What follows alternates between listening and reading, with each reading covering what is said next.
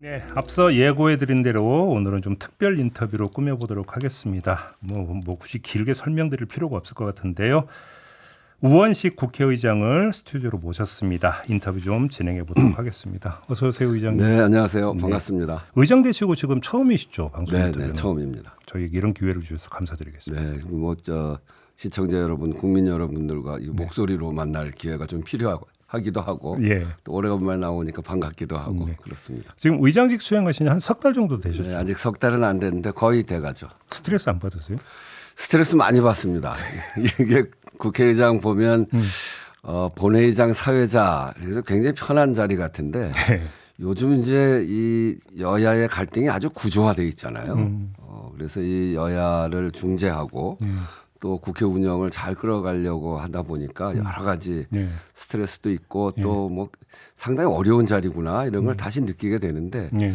근데 제가 뭐 국회에서 뭐 할 때 보면 맨날 어려울 때만 했어요.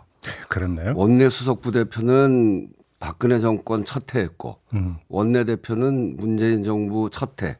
탄핵 끝내고 다 최초네요. 예, 그때 하고 예. 국회에서 예산결산위원장은 윤석열 정부 첫 해 했고 그리고 지금 국회의장은 아주 이 여야 갈등이 최고조로 올라온 시기에 예. 지금 하고 있어서 예. 훈련이 많이 돼 있어서 잘 해나가고 있습니다. 그냥 밑돌 깔기 전문 이렇게 정리하면 네, 되겠네요. 그렇습니다. 그렇겠죠. 네. 근데 개원식은 지금 못한 거죠, 계속. 네, 아직 못했습니다. 갈등이 너무 심해서 네. 이게 이제 여야 간에도 뭐 하다 보면 좀 무리하게 되고 막 이렇잖아요, 지금.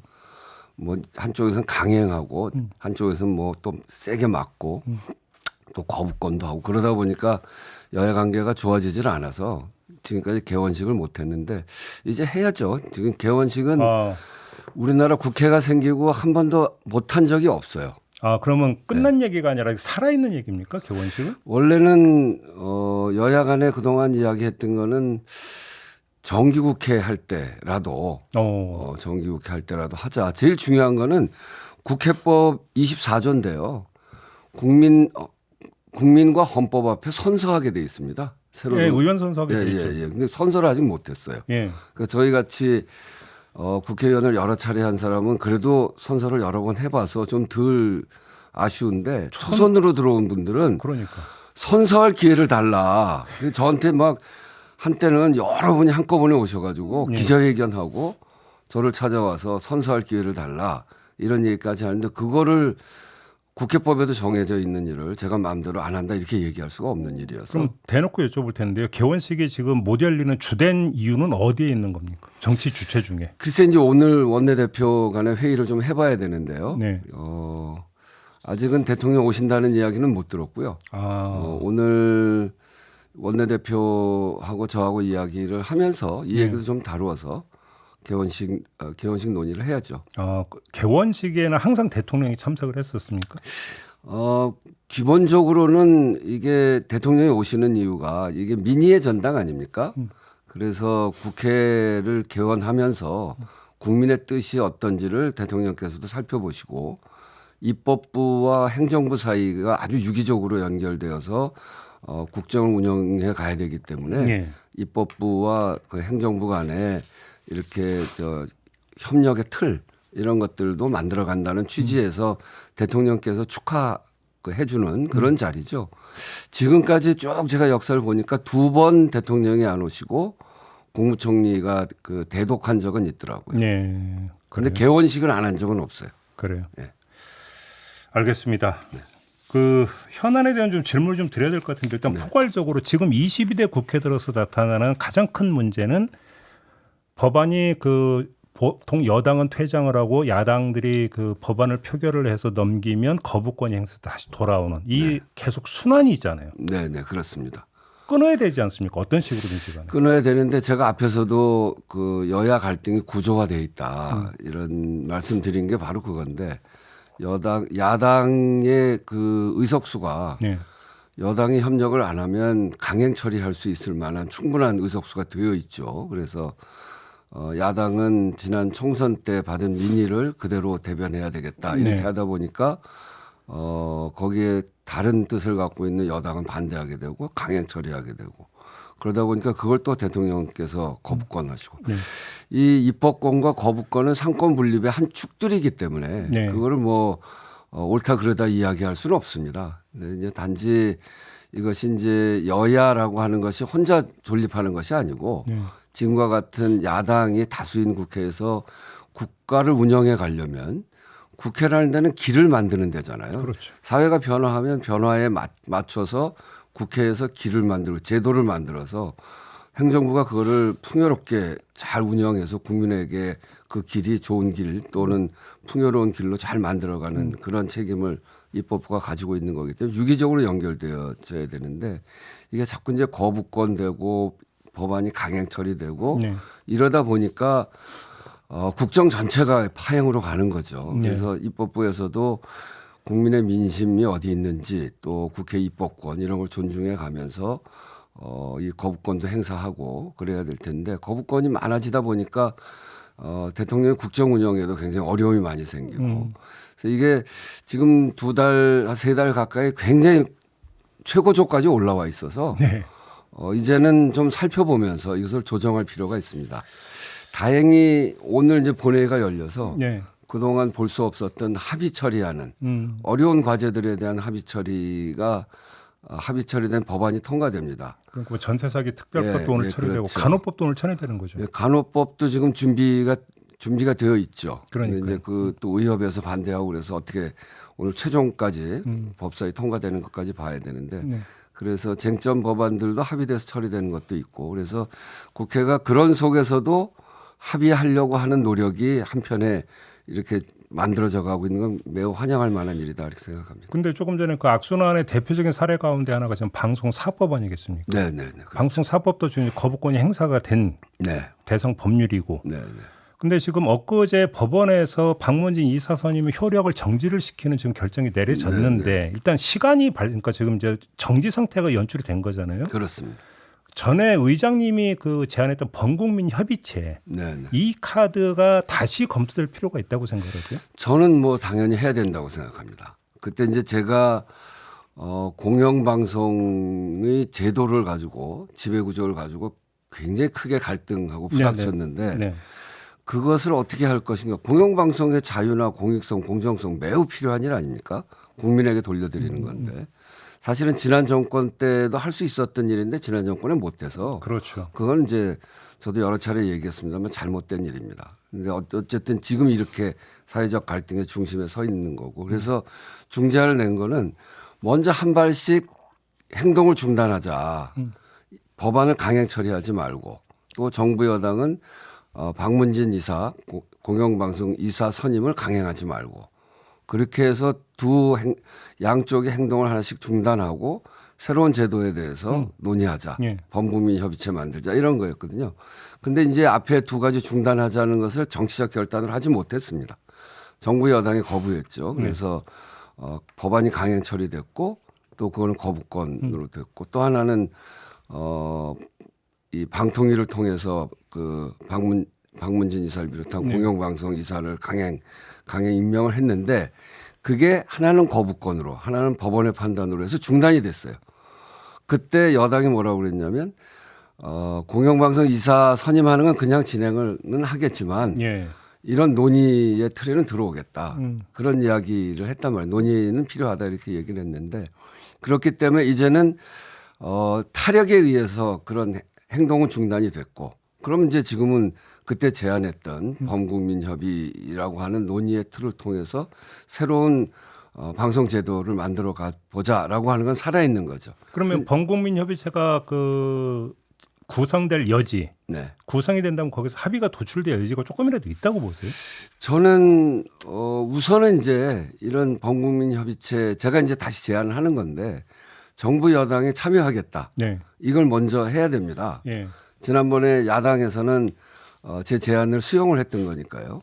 그래서 그게 동의가 된다면 이것을 기구를 어디에다 설치할 건지 누가 참여할 건지 그렇죠. 그리고 기간을 얼마나 할 건지 그렇죠. 권한을 어떻게 둘 건지 이것들에 대해서 논의를 해야 되는데 논의의 시작을 정치권에서 먼저 시작할 수도 있고 예. 또는 방송 학계까지 포함해서 시작할 수도 있고 그래서 그 시작을 하는 깃발을 들어야 되는데 이게 이제 여야에다가 그냥 두면 잘 안 될 거란 말이죠.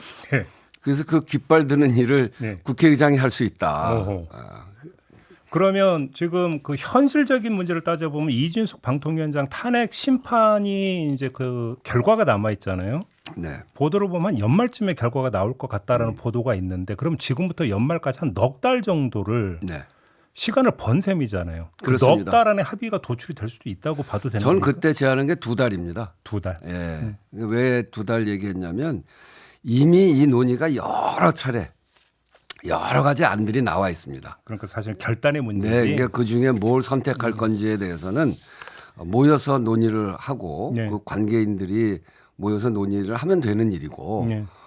그 선택만 남아 있는 거거든요. 그렇기 때문에 시간이 많이 걸릴 일은 아니다 이렇게 생각하고요. 네. 그런 점에서 4달, 뭐 6달, 뭐 그럴 수도 있는데 뭐 두 달이면 뭐 충분히 하지 않을까 그런 생각입니다. 그래요. 그러면 좀 더 한 발 더 나가서 아예 그러면 범국민 협의체 요걸 한번 그 합의를 바라라고 더 구체적으로 혹시 제안하실 생각은 없으십니까? 저는 그럴 생각은 없고요. 그건 아니고. 저는 이제 제가 플레이어가 아니잖아요. 음흠. 자리를 만드는 사람이고 중재하는 사람이고. 네. 그래서 지난번 중재안이 그때 받아들여지지 않아서 되게 아쉬웠는데 네. 탈핵에 의해서 어쨌든 그런 절차는 진행이 됐고 중단이 됐고 이제 그 중재안을 정말 심사숙고해서 받아들이고 판을 만드는 데까지 깃발을 들고 이렇게 모여서 한번 얘기해 보자 하는 역할은 제가 해볼 의향이 있고요. 필요하다면. 알겠습니다. 그 얼마 전에 최상병 특검법 여야 합의 처리를 주문을 하셨어요. 네. 그러면 당분간은 그 직권 상정은 없다 이렇게 이해를 해도 되는 겁니까? 상당히 전 접근해 있다고 생각해요. 그래요? 예, 그러니까 최상병 특검을 어떤 절차를 통해서 할 거냐. 국민적 합의는 진상을 규명하고 재발 방지를 하자. 여기에 국민적 합의는 있는 거 아닙니까? 예. 이제 그렇다고 한다면 이런 합의 속에서 어떤 방법을 택할 거냐에 대해서 큰 이견이 있었죠. 그런데 그런 속에서 한동훈 대표가 제3자 특검안 또 추가적으로 조사해야 될 내용 이런 것들을 던졌단 예, 그렇죠, 말이에요. 그렇죠. 거기에 대해서 야당에서는 민주당에서는 그런 거 수용할 수 있다. 방안은 그 한동훈 대표 국민의힘에서 던져라. 이렇게 얘기하고 있는 거니까 그때 차이 난 거에 비해서는 지금 굉장히 좁아져 있는 거죠. 네. 저는 여야 대표들이 지금 9월 1일 날 만난다고 하던데 코로나 때문에 조금 늦춰진 거 아니에요? 네. 거기에 두 분이 이제는 상당히 인식의 접근이 많이 있으리라고 보여집니다. 그러니까 이재명 대표는 지난 전당대회 치르면서 먹사니즘, 국민의 먹고 사는 문제가 가장 먼저다. 이런 얘기했고 한동훈 대표는 국민의 눈높이를 잣대로 해야 된다. 이렇게 그 얘기가 같은 얘기거든요. 그러면 국민이 어떻게 보는지 또 국민의 삶을 어떻게 잘 만들어 가야 될지 이런 관점에서 이 최혜병 특검 문제를 보면 접근 못할 게 없습니다. 그러면 대표 회담이 열리면 여기서 합의도 가능하다고 전망하시는 거예요? 그렇게 돼줬으면 좋겠다는 건데 예. 뭐 당장 합의가 안 돼도 거기에서 물꼬가 트여지면 네. 구체적인 내용에 대해서는 뭐 합의 절차를 거치면 살 수 있겠죠. 근데 이제 엊그저께 한동훈 대표의 발언을 보면은 공처 수사 결과를 보고 해도 되는 것처럼 또 이야기를 했단 말이에요. 이제 뭐 여러 가지 고민이 있겠죠. 당 대표가 되면 고민을 많이 해야 되는 자리입니다. 네. 이 당내 구성원들을 잘 끌고 가야 되기 때문에 네. 이제 그러면서 또 하나는 이제 본인의 철학 이런 것들도 중요한 거고요. 당내용 발언도 있다. 뭐 그런 걸지는 잘 모르겠고 예. 어쨌든 고민이 많을 텐데 네. 그런 속에서 국정 운영의 한 주체로서 또 특히 국정을 끌어가는 데서 가장 중요한 부분이 여당이잖아요. 그러니까 여당의 대표로서 국정을 어떻게 끌어갈지에 대한 고민을 해가면서 잘 해나가시지 않을까 그렇게 기대합니다. 지금 내일 대통령의 국정 브리핑을 통해서 4+1 개혁안을 발표한다는 거 아니겠습니까? 연금 개혁도 이제 나올 텐데 네네. 이게 다시 국회로 넘어오지 않겠습니까? 네, 국회에서 넘어오겠죠. 어떻게 처리를 해야 된다고 생각하세요? 저는 이미 21대 국회에 김진표 의장님이 중심이 돼서 연금 개혁에 관해서 아주 깊이 논의를 했어요. 그때 보면 연금 개혁 특위를 여야 의원 6대 7인가 이렇게 해서 구성을 했고요. 그렇죠. 예, 그리고 거기에 민간 자문위원회 예. 전문가 연금 전문가 20명으로 구성을 해서 안을 만들어냈고 그리고 공론화위원회 시민 500명이 모여서 또 많은 예산도 들여가면서 거기에서 방안을 만들어 낸 게 있습니다. 모수개혁부터 시작해서 구조개혁으로 가는 네. 그런 안들에 대해서 국회에서도 냈는데 국회 안에도 제가 들어와 보니까 실무자들이 아주 충분히 그 훈련이 돼 있고 그 내용을 아주 잘 알아요. 그래서 저는 대통령께서 4+1 개혁안을 이제 내실 텐데 그 특히 이제 연금 문제가 지금 21대에 마무리를 했어야 되는데 마무리하지 못한 채로 넘어온 숙제가 되어 있어서 저도 그 문제는 가장 빠른 속도로 이 문제에 관해서 논의를 하고 또 대통령이 내놓는 안이 좋은 안이면 잘 뒷받침도 하고 또 부족한 게 있으면 보완도 하고 역시 그럼 또 그렇게 할 특위를 생각입니다. 만들어서 거기서 논의해야 된다고 보십니까?